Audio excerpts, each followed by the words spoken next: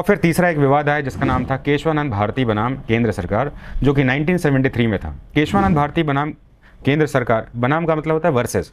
ये भारतीय इतिहास में सबसे इंपॉर्टेंट केस में से जाना जाता है, क्योंकि ये एक तमिलनाडु का केस था। तमिलनाडु में एक मठ की संपत्ति से जुड़ा हुआ केस था, और तमिलनाडु के मठ की संपत्ति से जुड़े हुए केस में सरकार जब वो लैंड को एक्वायर कर रही थी और उस ज़मीन पर जो मठ था उनकी संपत्तियों का ब्यौरा और संपत्तियों को भी अपने अंडर में लेने की बात कर रही थी, तो केशवानंद ने इसके ऊपर केस दायर किया और कहा कि भाई ऐसा है, right to culture and heritage और उसके मैनेजमेंट का अधिकार तो भारत का मौलिक अधिकार है, और ये हमारा अधिकार सरकार छीन कैसे सकती है।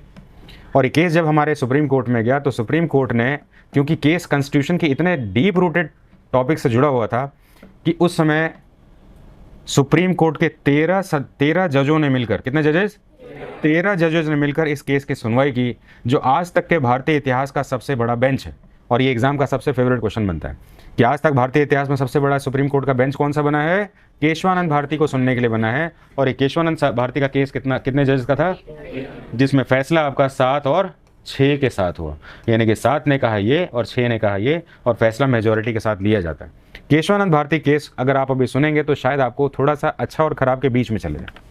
भारत में एकमात्र सिर्फ हिंदू धर्म या मंदिर उसके जुड़े हैं जो पूरी तरह से केंद्र सरकार के नियंत्रण में और उनकी व्यवस्था नियंत्रण में चली जाती है, जबकि भारत के अन्य धर्म, जिसको हम पंथ कहते हैं, चाहे वो आपका गिरजाघर है, चाहे वो आपका गुरुद्वारा है, चाहे वो आपका मस्जिद है, वो सिर्फ और सिर्फ उस धर्म के मानने वाले लोगों के अंडर में रहेगी, और इसका विकास भी वही लोग करेंगे और उन्हीं के अंडर में रहेगी। और जो भी दान में मिली हुई संपत्ति जो होगी, वो संपत्ति उस धर्म के लोग ही अपने लिए यूज़ करेंगे और उसको प्रोपेगेट करेंगे।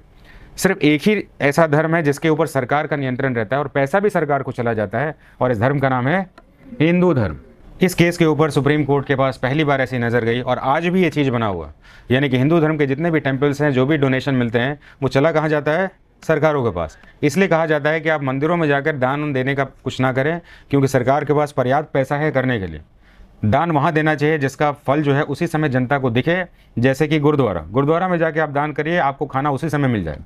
लेकिन आप मंदिरों में दान करिए तो वो पैसा सरकार के पास जाएगा, और फिर सरकार कैसे मैनेज करेगी वो गॉड नोस।